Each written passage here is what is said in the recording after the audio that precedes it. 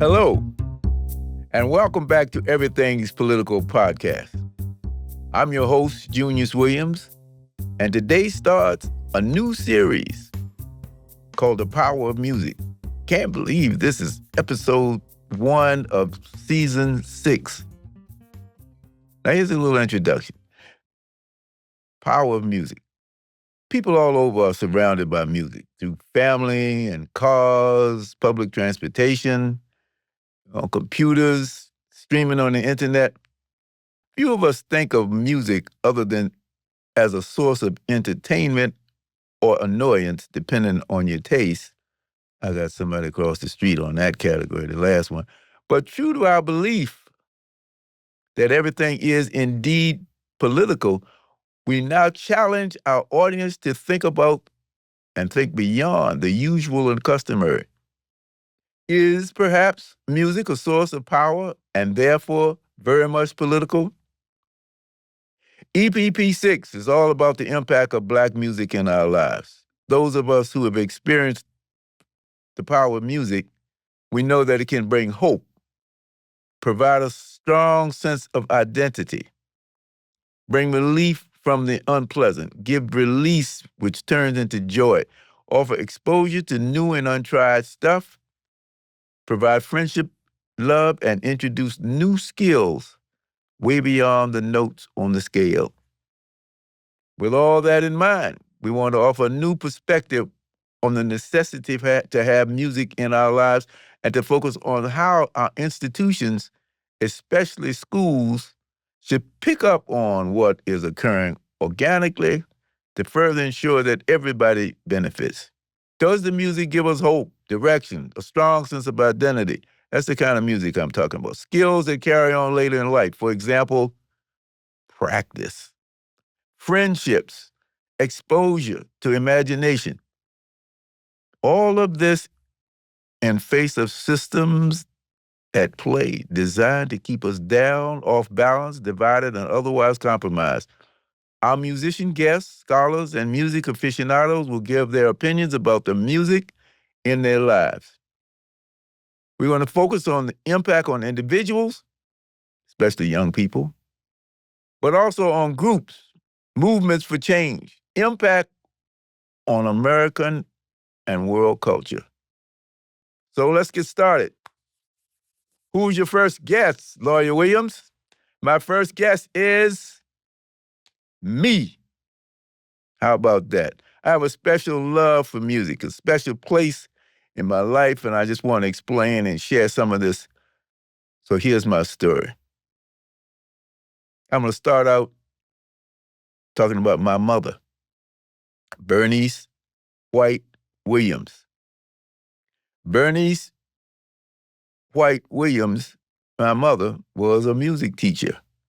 She taught music in the public schools in Richmond, Virginia. She started me off on the piano, but my brother, my younger brother John, was better than me, so I just stopped playing it. Couldn't handle it. Big brother complex. So she handed me over to my father. My father, Maurice Langston Williams, he also was a music teacher in the schools. Just so you understand now, this was quite a change. My mother started her practice down in Norfolk, Virginia, and you might see that on the photo. She was the first Black music consultant in the school district, and my father was the first Black music teacher in the high school in Richmond.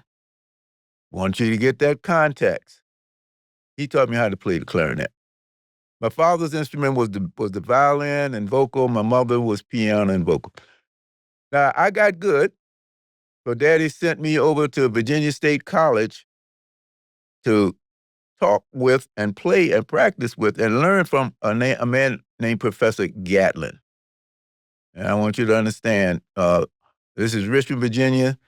Petersburg, Virginia was about a half an hour or more away. Every Wednesday, my father took me to work with Professor Gatlin. And that's how I got even better.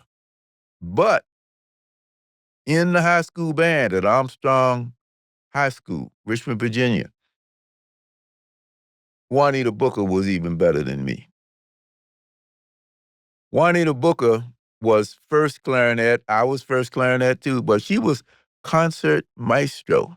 That meant my daddy let her tune the band. Now, my life is rooted in competition. He wasn't going to take the first chair away from her because she was better than me. I was good, and I decided I wasn't going to compete with her. So I learned how to play the alto sax. You're now going to see a picture of the Armstrong High School Band. You're going to see a picture of the Armstrong High School Orchestra. You know how big that band was and how big that orchestra was. This is the way it was back in the day. Segregated high school, segregated system of music and musicians. Next door was the choir room. I just want you to get the context of the music. I said it was all around. This was where the a great choir was. Next, and Professor Harry Savage had a men's chorus. All of this was going on at that time. Music was very important. Sixth period was for the band or the orchestra, depending on the season. The choir practices what they had to do. And I also got a picture here of the majorettes. You can't have a band, you can't have a marching band if you don't have majorettes.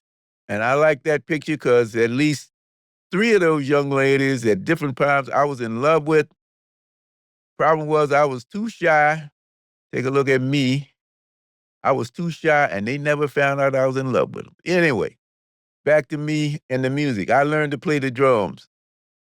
Daddy also got a teacher for me in Richmond. I don't remember his name. I never played in the band or in the orchestra. I let them have it.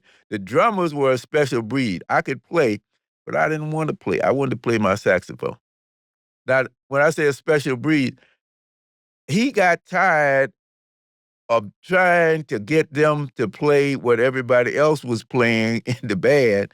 So he would tell them to go out in the field next to the football field and practice. And that's what they did. They were good. They picked up what we had to pick up. Well, they were impatient, so he let them go out there and play. And then when it was time for us to perform, bam, they were on it. Now, lessons learned so far. Music early on defined who I was. I never left school right at the bell. I always was behind practicing with the band or with the orchestra, depending on the day. Went home when my father went home. I learned discipline. My father told me, you got to practice every day for half an hour.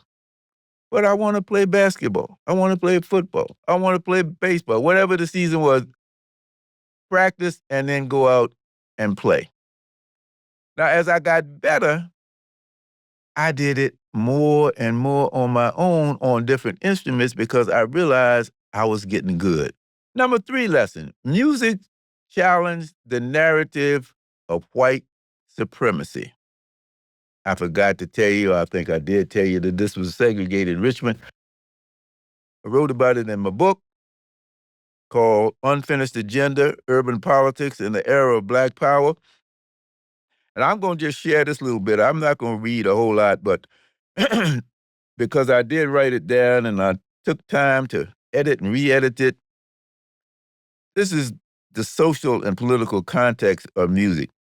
Long years of suffering brought other kinds of resistance. I saw my father in resistance as a music teacher at Armstrong, along with Joe Kennedy, the black music teacher at our rival black school, Maggie Walker. When Mr. Sanderson, the music supervisor, wanted us to march in the Tobacco Festival Parade. Not going to go into why this happened. Richmond was where they manufactured all the tobacco that was picked all over the South, Marlboro, places like that. And every year they had a parade, but they wanted the black schools to be in the back. And my father said, nope. Mr. Kennedy said, nope, we're not going to march in the back. So one day in my senior year, they relented. they said, okay, we're going to integrate. So it's going to be white, black, white, black. So this is what happened. I'm going to tell you the power of music here. There were four corners with the two white bands from Thomas Jefferson and John Marshall on two corners, and Armstrong and Maggie Walker on the other two. Each band took a turn warming up, showing off the prowess on the drums. Of course, the white bands ordained themselves to go first. We listened and began to titter and tee-hee at the stiffness of all that John Philip Sousa West Point Annapolis regimental drumming. We knew what Gregory Coleman and the drummers of Armstrong were capable of, and although we were rivals through the years, Walker's drummers came from the same source. So when it became our turn, each of the colored bands proceeded to blow them away with all that African bass, syncopated, fat back and cornbread, polyrhythmic, pre-funkadelic, backbeating New Orleans Mardi Gras soul we had been saving to reveal at this moment in history. In short, we rocked their world, shocked their falsely held belief that they were the best because they were white. White bands have precision, but black bands can strut, which requires precision and soul. It was on that corner that a mighty myth was shattered before young eyes of both races. That day we marched so gloriously, I could see it in my father's eyes, how proud he was of us, and in the applause we got from black people and white people alike along the parade route. I get a little teary every time I read that. I wanted you to hear that because that was a very important lesson in self-love and self-respect. Number one, my father could have lost his job for defying the director of the higher ups in the music department in Richmond, but he held out along with Joe Kennedy. Number two, when we marched, you couldn't hide the talent. And so everybody along the way was clapping, not just the black folks, but the white folks. Number three, those majorettes that I told you about, this was the deal. The people in charge of the majorettes didn't want them to flip their little skirts because they had little short skirts on. They didn't want to flip the skirts that they were marching by. You can't do that, they said. That day, they didn't bother with those majorettes because they were stepping high. So I say that because it was a defining moment in my life because I realized that maybe for the first time the whole white supremacy thing had gotten into my head, and with the help of music, I destroyed a chip. We were beginning to change the narrative about who we were, and that's how music helped me get to that point. Now, my college choice was almost defined by my love of music. I wanted to go to Northwestern. I had seen Northwestern on the television at one of the bowl games. I saw that big old band. I said, I want to go to Northwestern. Got accepted at Northwestern, but my father and my mother teamed up and said, son, you don't want to major in music. You can't make money. You're going to have to do something else. Please don't look at us. Well, we weren't poor. We weren't rich, but we were somewhere in the middle there. And I listened. But at the time, I said, hey, I want to go to Northwestern. But I didn't get any money, no scholarship. In the meantime, Amherst College gave me a full scholarship. And there was very little music at Amherst at that time. I took my saxophone, I took my clarinet, and I was ready to play in the band. And instead of marching into the football game, the people in the band, which was about 10, 15 guys, we just walked in. Well, I said, hey, that's not my culture. I'm not going to be doing that. I put it aside, and that was that. But then one day, a worker with the Student Nonviolent Coordinating Committee came by my house, in my fraternity house. And me personally, I decided I couldn't be in the civil rights movement like I wanted to. That's another story.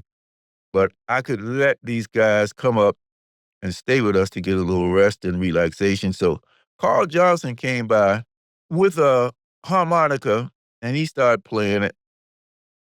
And I said, I kind of like that. So next day I went down the street in Amherst, Massachusetts, and I got two harmonicas, and that was the revival of my musical career. I bought more than one over time. I carried it around for me. I carried at least one harmonica with me all the time, playing it on the radio, learning it by myself. I don't read. I read music, but I don't read music on the harmonica, not on the blues harp. Well, I kind of had to turn and look at the chromatic harmonica, and you want to see a picture of me playing that. That I do read. So let's look at what that harmonica meant rather than whether I can read it or not, read the music or not. Music is a language. You got to learn to read it. So later on, when I came to Newark, one of my friends named Marcia Brown and I set up something called Return to the Source. It was a singing group. You're going to see a little clip, things that we've done. And it was a political group.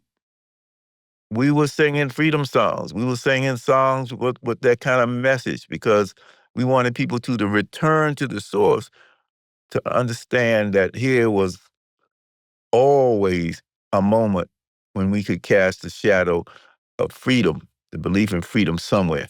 Sometimes Marcia and I would go and sing. This was in the early days. There were more people in our little group than there were in the audience. Later on, we added instruments. By then, I became a lawyer, but just to look at it, music was back in my life for good. You're going to see a picture of me playing a harmonica, a picture of me singing. So the lessons learned.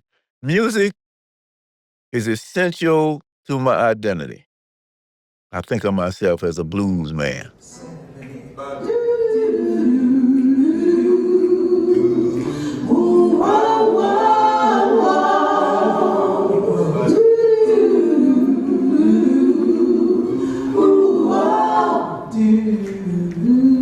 Lift every voice and sing till earth and heaven ring with the harmony